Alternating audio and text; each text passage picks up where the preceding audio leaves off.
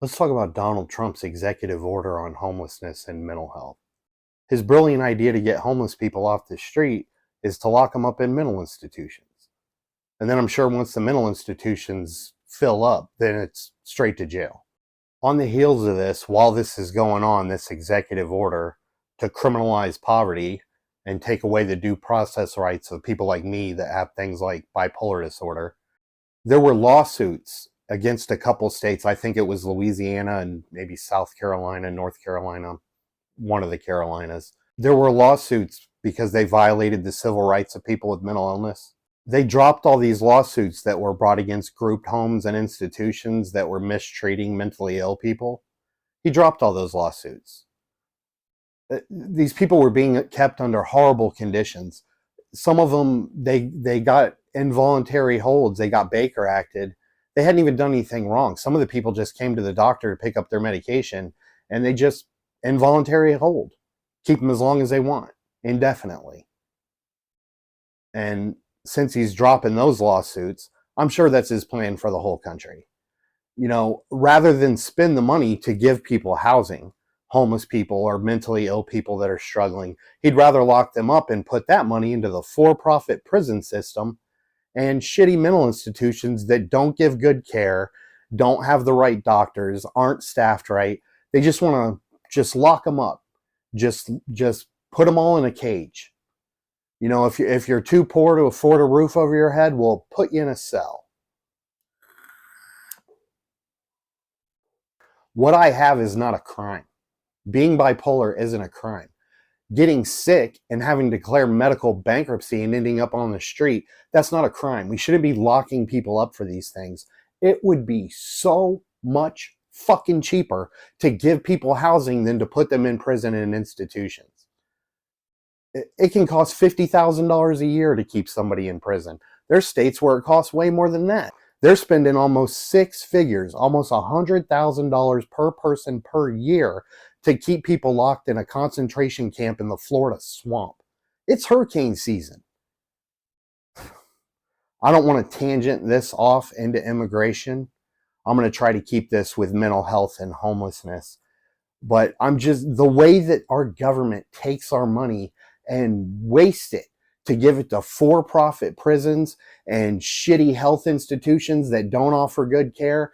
But we can't afford Medicare. We can't afford free health care. We can't afford a universal basic income. People on retirement can't get a raise. Food is a fucking luxury now. And they want to start locking up people for being homeless. So since they're going to have this mental health registry, if you've ever popped a Xanax before getting on a plane, you might want to watch your back, because in Donald Trump mind, you're a prime candidate to be locked in a mental institution. You were on an antidepressant, an SSRI, a mood stabilizer, you've been taking those things, fucking lock them up. Throw away the key. Fuck them. They're not real people. You think it's a coincidence that they're talking about locking people up for mental illnesses when a Republican rep just introduced a bill to declare Trump derangement syndrome as a legitimate mental illness? So is that the plan? You speak out against Donald Trump, they lock you in a mental institution, put you in a padded room, put you in a straitjacket because you criticize the president? We don't have derangement syndrome. Your cult leader is a dangerous con man with a God complex. That's not us being deranged. That's us having clear vision of what he is. He has both the mind and hands of a toddler. I can't believe he can grip the Sharpie to sign those bullshit bills. We know how Trump and people on the right feel about the LGBTQ community. You know, they used to consider being gay a mental illness. Are we going to lock people up for that? Are we going to start locking up gay people and trans people to protect the community from drag shows and picture books about sharing? I'm sure Matt Walsh would love that. I can hear his beard getting wet from my house. Speaking of wet conservatives, are you cool with Peter Thiel and Palantir having a blackmail file on every American with their medical records, banking information, any kind of criminal history, employment history? Is that the kind of thing you want to put in Peter Thiel and Palantir's hands? You think the Patriot Act was bad? They are watching every fucking thing we do. They are putting people back on the planes and sending them home, international travelers, because they have a meme on their phone. Yes, fat baby JD Vance with a perm, that meme. That's what I'm talking about. That meme is hilarious, and you shouldn't get deported for it. Being poor isn't a crime, and using depression and mania as a weapon to take people's freedom away is disgusting. If you'd like to contribute to keeping a crazy person off the streets and out of a mental institution, buy my book, Warp Asylum. It's about bipolar disorder. It has mentally ill superhumans and kids wearing gas masks to stop them from eating human flesh. There's links below to my books and other artwork, my webpage, don'tbelievekj.com, that has some of my visual artwork on it.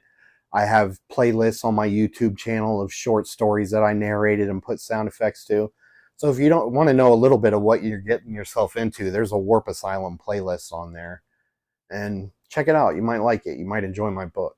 So all the things, like, subscribe, do whatever you need to do to help me in the algorithm. I think even hate comments work to boost you. If you made it to the end, I appreciate you sticking around. So I know you got this far. Comment a puke emoji for what I imagine Peter Thiel smells like.